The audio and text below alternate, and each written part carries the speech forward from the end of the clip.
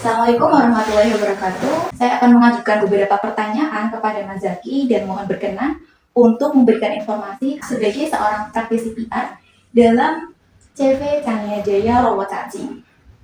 Baik, langsung saja ke pertanyaan pertama.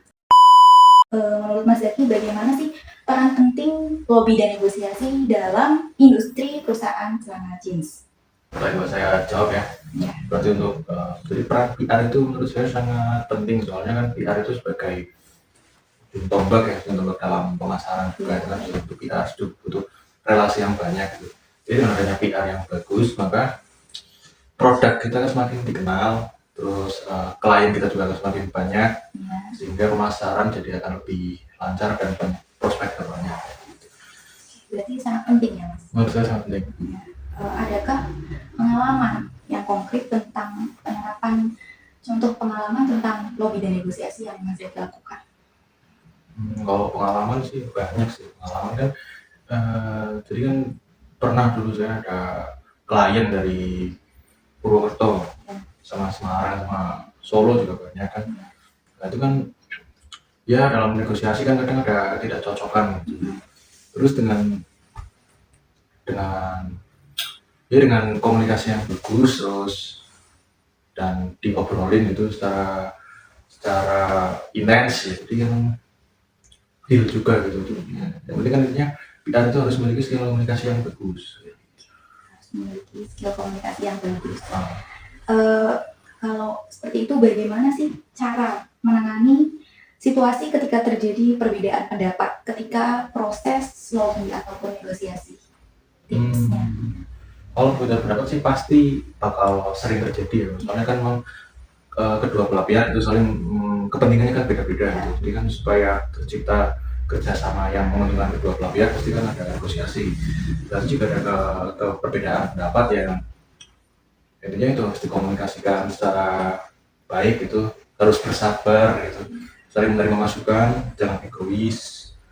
Terus ya itu saling dikomunikasikan lagi agar dealnya jadi menguntungkan kedua belah pihak dan tidak ada yang keberatan kayak gitu. Kalau prosesnya itu apakah memerlukan waktu yang lama atau bagaimana, bisa dijelaskan? Iya, bisa memakan waktu yang lama, bisa cepat juga bisa, tergantung dari itu ya, dari ketersediaan pihak yang terkait gitu. Jadi kalau misal dirasa sudah menguntungkan ya udah langsung deal gitu. Kalau misal belum menguntungkan ya mungkin butuh waktu yang lebih lama.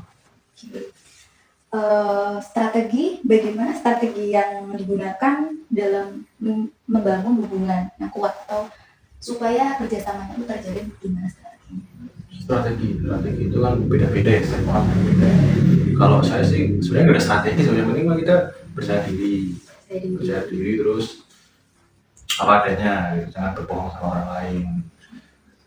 Misal strategi yang konkret itu menurut saya nggak ada sih. Selama ini kan saya juga ya kayak gitu aja. Yang penting kita membangun skill komunikasi yang baik, membangun kepercayaan orang lain jadi yakin sama kita dan mau bekerja sama dengan kita. Kalau seperti itu berarti bekerja sama dalam jangka panjang gitu? Jangka panjang. Mesti pengennya kan keberlanjutan dari kita sama itu penting. Bagaimana cara mengukur keberhasilan dari lobby dan negosiasi tersebut? Keberhasilan. Ya. Berarti kan ya, keberhasilan itu menurut saya keberhasilan dari negosiasi jika kepentingan dari perusahaan saya gitu terbawakan dengan maksimal dan tidak menyinggung dan tidak merugikan perusahaan orang lain. Jadi negosiasi yang dibangun berjalan dengan baik tanpa merugikan salah satu pihak dan menguntungkan kedua pihak. Bagaimana mengidentifikasikan peluang untuk melakukan lobby atau negosiasi yang dapat menguntungkan perusahaan? Menguntungkan, intinya berarti negosiasi yang menguntungkan itu bagaimana gitu?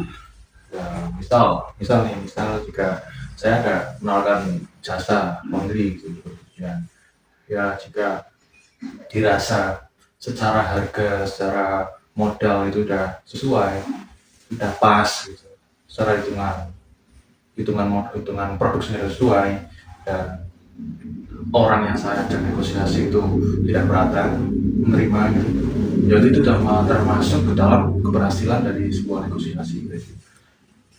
Berarti intinya itu antara kedua belah pihak ini sama-sama mendapat keuntungan. Ya. Oke. Jadi saya dapat kerjaan, orang lain bisa merasakan pekerjaan dari saya, mendapatkan hasil yang maksimal. Oke, baik. Terima kasih atas jawabannya. Assalamualaikum warahmatullahi wabarakatuh.